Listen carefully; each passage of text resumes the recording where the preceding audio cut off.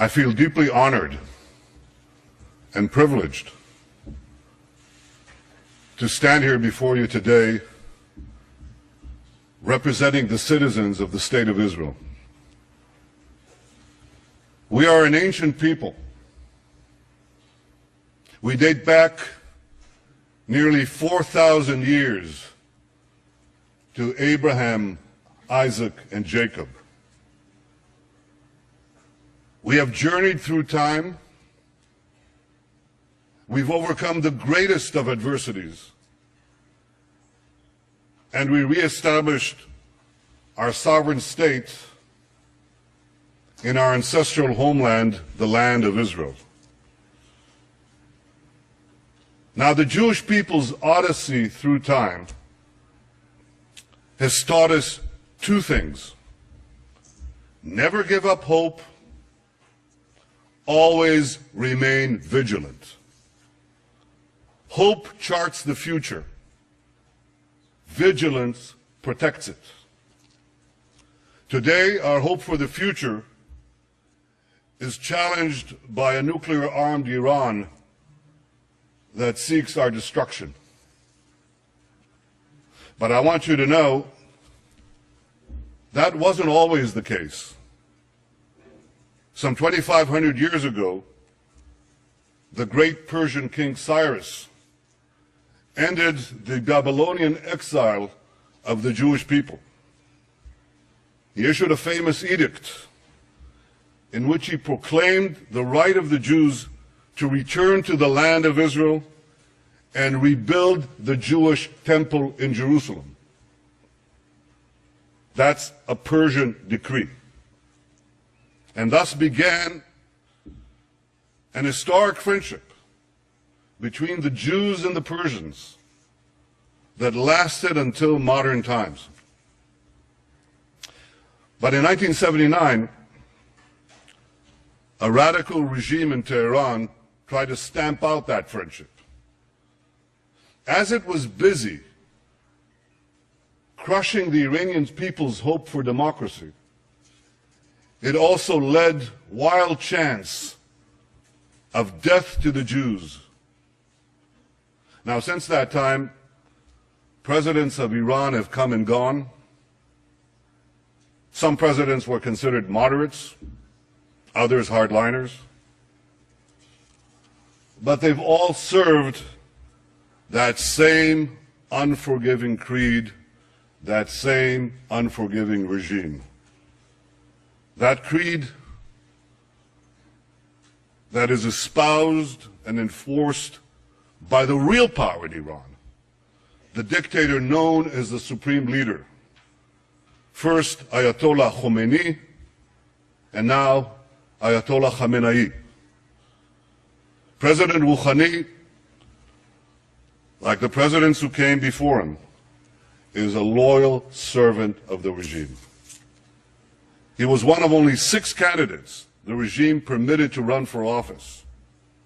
See, nearly 700 other candidates were rejected. So what made him acceptable? Well, Rouhani headed Iran's Supreme National Security Council from 1989 through 2003.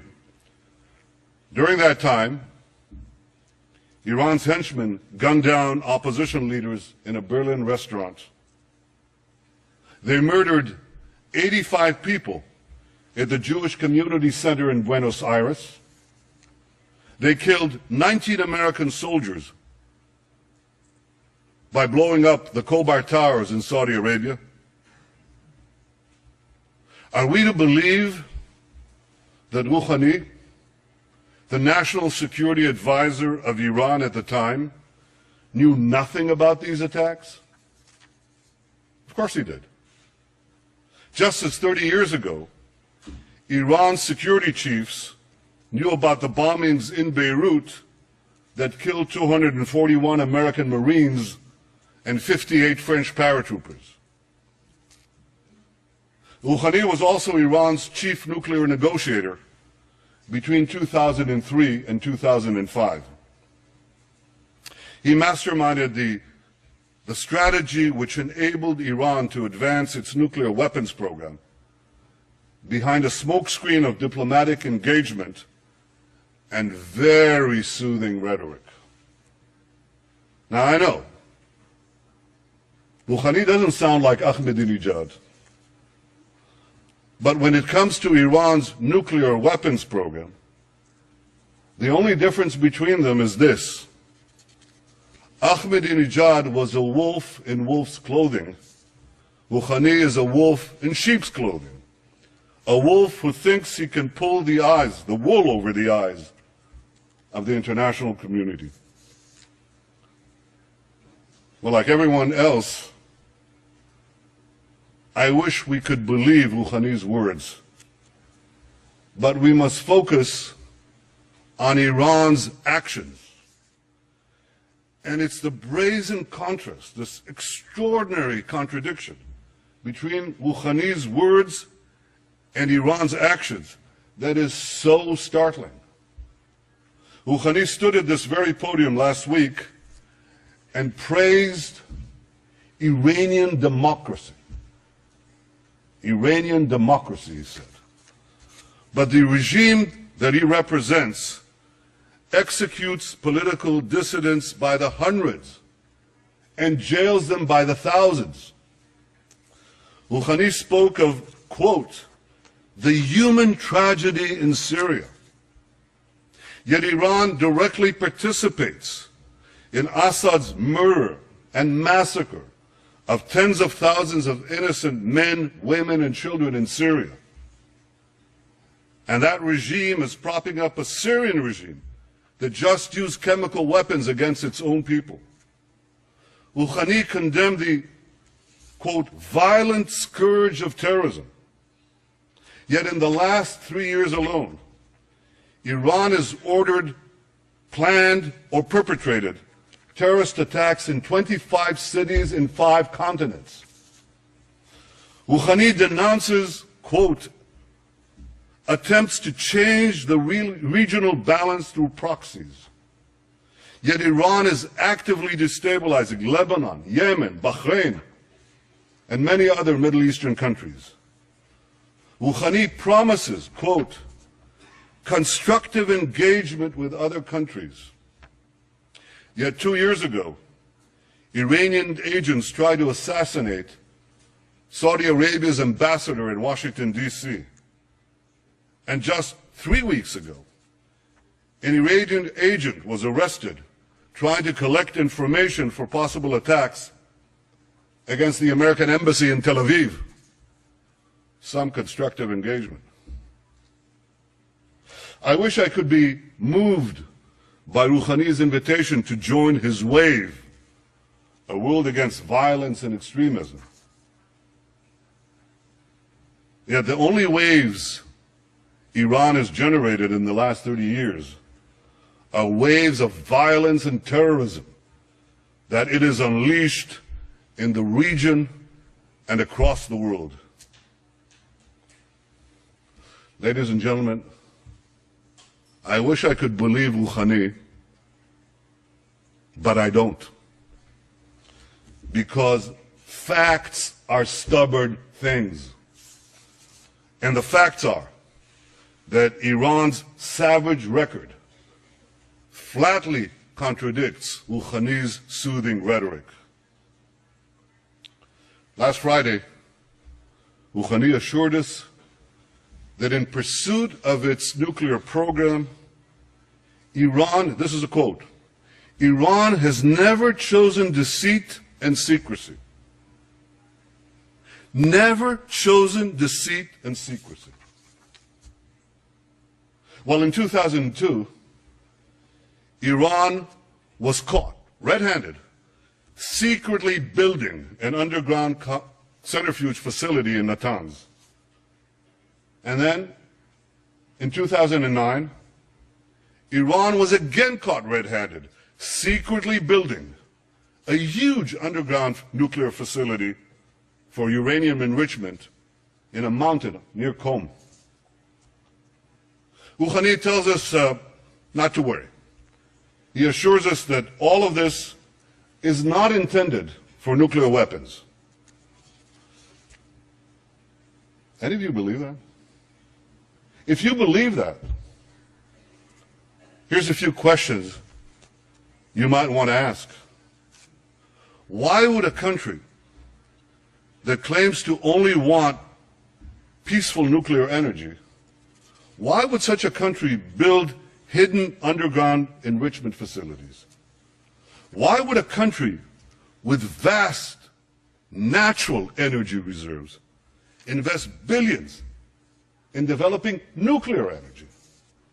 Why would a country intent on merely civilian nuclear programs continue to defy multiple Security Council resolutions and incur the tremendous cost of crippling sanctions on its economies?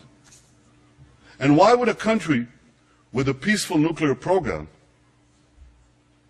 develop intercontinental ballistic missiles whose sole purpose is to deliver nuclear warheads? You don't build ICBMs to carry TNT thousands of miles away. You build them for one purpose, to carry nuclear warheads. And Iran is building now ICBMs that the United States says could reach this city in 3 or 4 years. Why would they do all this? The answer is simple. Iran is not building a peaceful nuclear program. Iran is developing nuclear weapons. Last year alone, Iran enriched 3 tons of uranium to 3.5%, doubled its stockpile of 20% enriched uranium, and added thousands of new centrifuges, including advanced centrifuges. It also continued work on the heavy water reactor in Iraq. That's in order to have another route to the bomb, a plutonium path. And since Rouhani's election, and I stress this vast and feverish effort has continued unabated. Ladies and gentlemen, underground nuclear facilities, heavy water reactors, advanced centrifuges, ICBMs. See, it's not that it's hard to find evidence that Iran has a nuclear program, a nuclear weapons program. It's hard to find evidence that Iran doesn't have a nuclear weapons program. Last year when I spoke here at the UN, I drew a red line. Now, Iran has been very careful not to cross that line. But Iran is positioning itself to race across that line in the future at a time of its choosing. Iran wants to be in a position to rush forward to build nuclear bombs before the international community can detect it and much less prevent it. Yet Iran faces one big problem. And that problem can be summed up in one word: sanctions. I've argued for many years, including on this podium, that the only way to peacefully prevent Iran from developing nuclear weapons is to combine tough sanctions with a credible military threat. And that policy today is bearing fruit.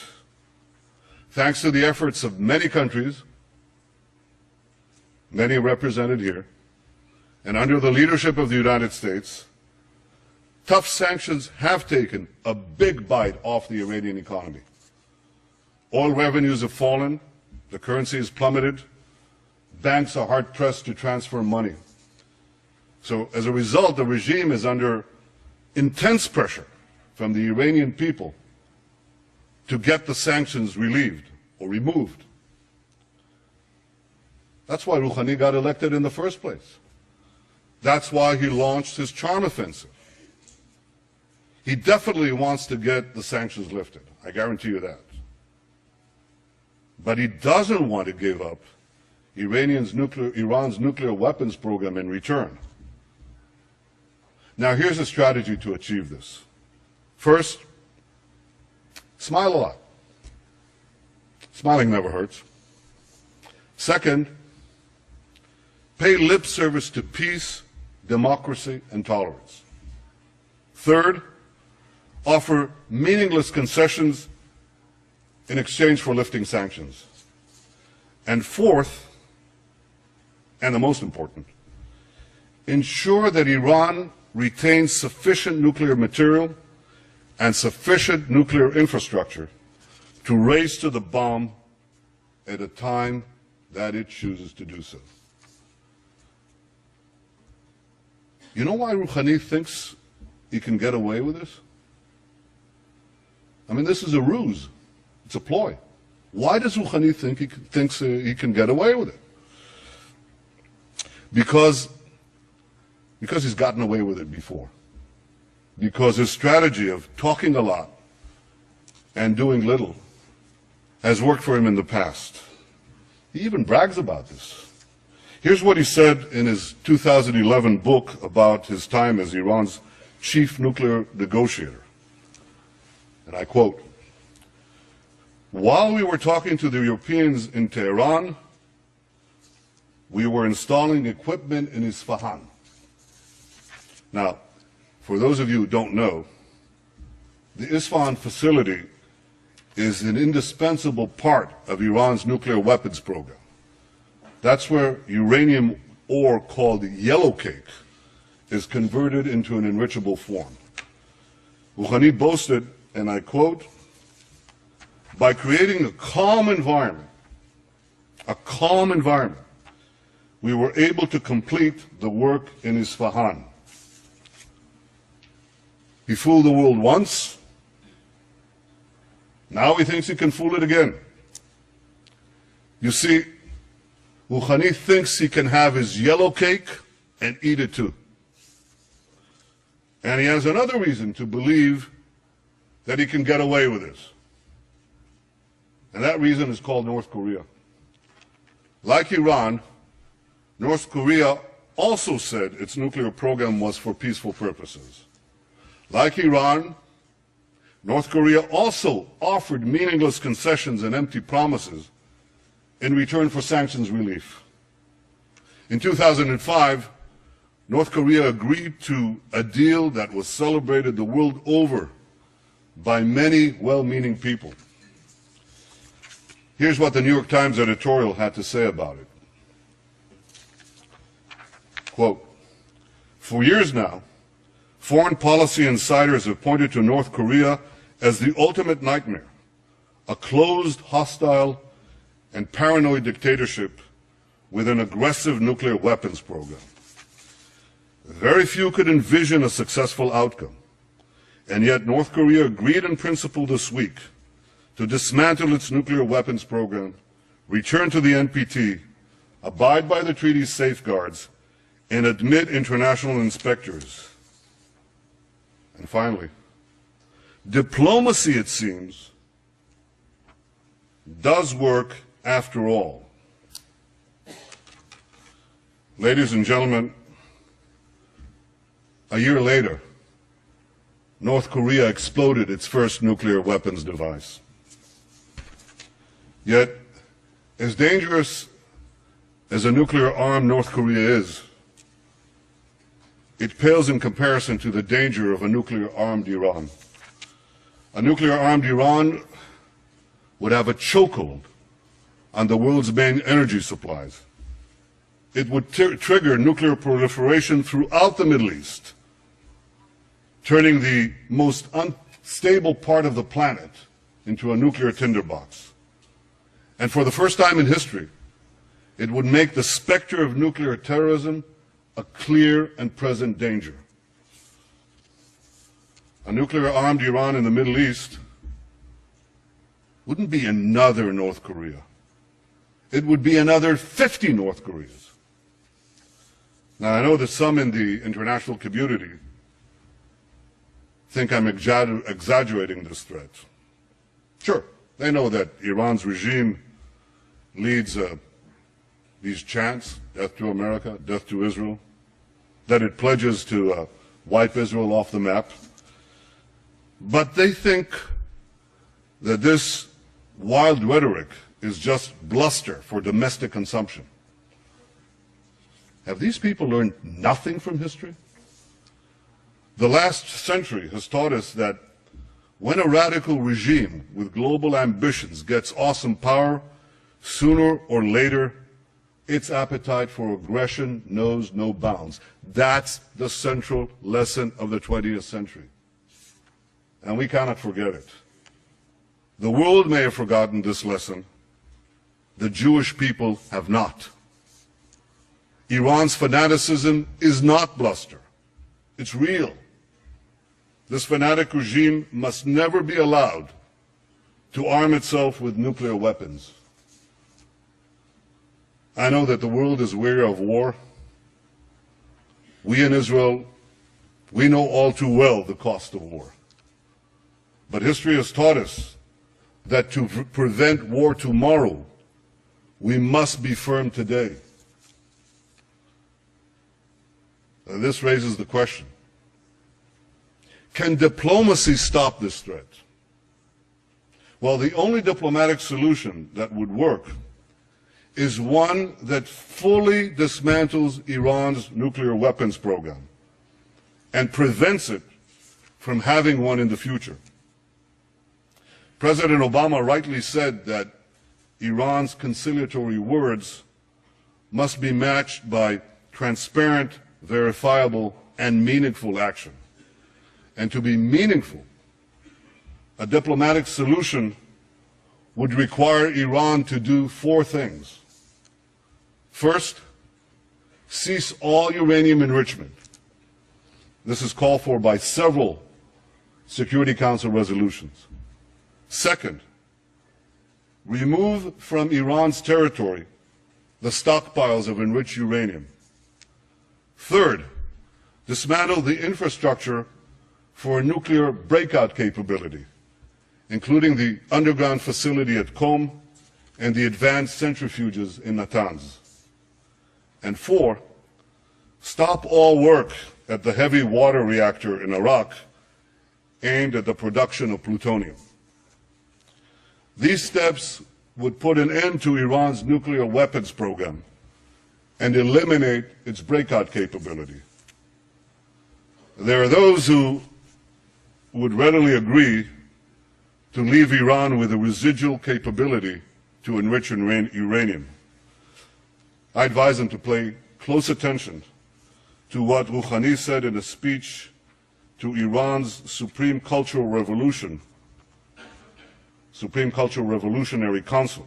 This was published in 2005. I quote, here's what he said. A country that could enrich uranium to about 3.5% will also have the capability to enrich it to about 90%. Having fuel cycle capability virtually means that a country that possesses this capability is able to produce nuclear weapons. Precisely.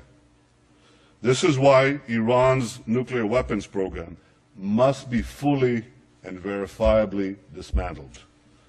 And this is why the pressure on Iran must continue. So here's what the international community must do. First, keep up the sanctions. If Iran advances its nuclear weapons program during negotiations, strengthen the sanctions. Second, don't agree to a partial deal. A partial deal would lift international sanctions that have taken years to put in place in exchange for cosmetic concessions that will take only weeks for Iran to reverse. Third, lift the sanctions only when Iran fully dismantles its nuclear weapons program. My friends, the international community has Iran on the ropes.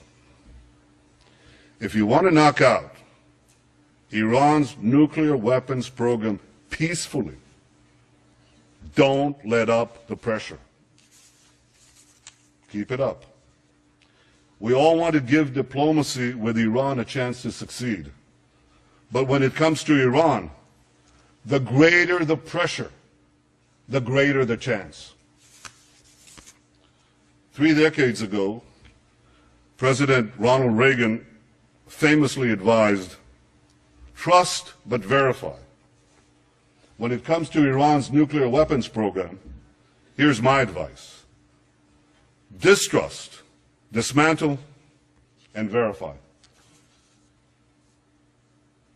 Ladies and gentlemen, Israel will never acquiesce to nuclear arms in the hands of a rogue regime that repeatedly promises to wipe us off the map. Against such a threat, Israel will have no choice but to defend itself. I want there to be no confusion on this point. Israel will not allow Iran to get nuclear weapons. If Israel is forced to stand alone, Israel will stand alone. Yet in standing alone, Israel will know that we will be defending many, many others. The dangers of a nuclear-armed Iran and the emergence of other threats in our region have led many of our Arab neighbors to recognize, finally recognize, that Israel is not their enemy.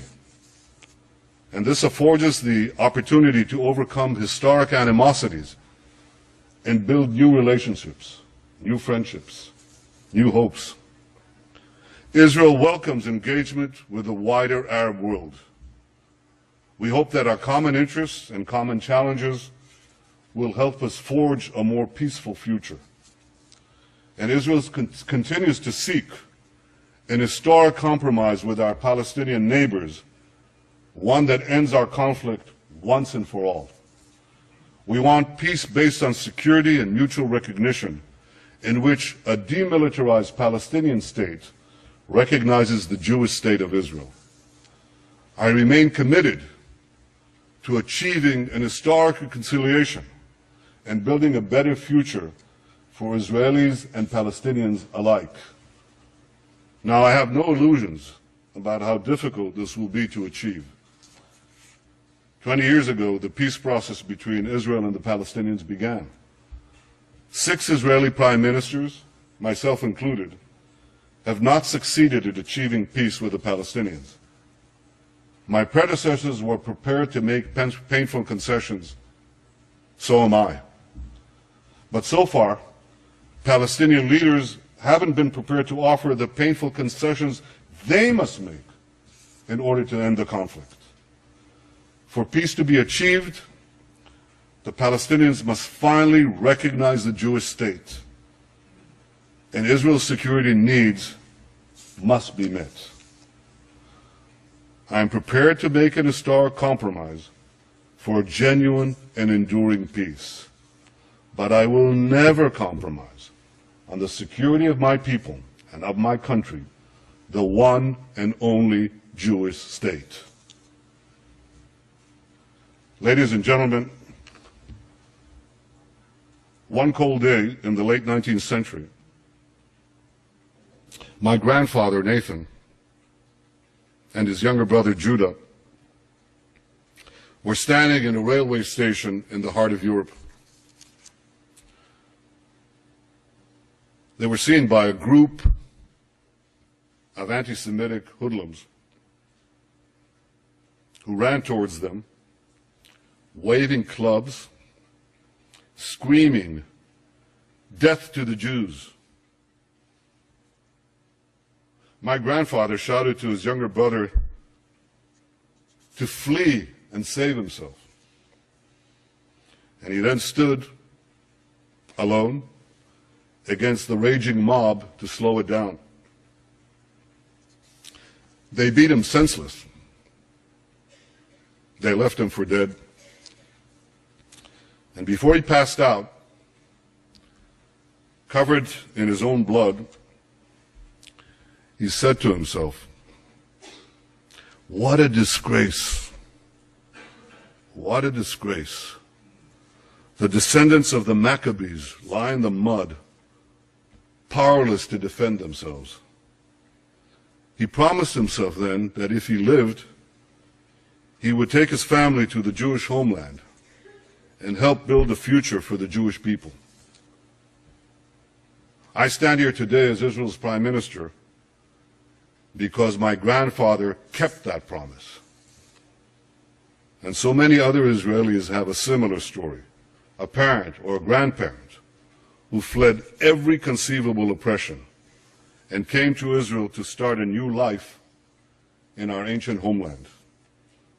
Together we've transformed a bludgeoned Jewish people, left for dead, into a vibrant, thriving nation, defending itself with the courage of modern Maccabees, developing limitless possibilities for the future. In our time, the biblical prophecies are being realized. As the prophet Amos said, they shall rebuild ruined cities and inhabit them. They shall plant vineyards and drink their wine. They shall till gardens and eat their fruit. And I will plant them upon their soil, never to be uprooted again. Ladies and gentlemen, the people of Israel have come home, never to be uprooted again.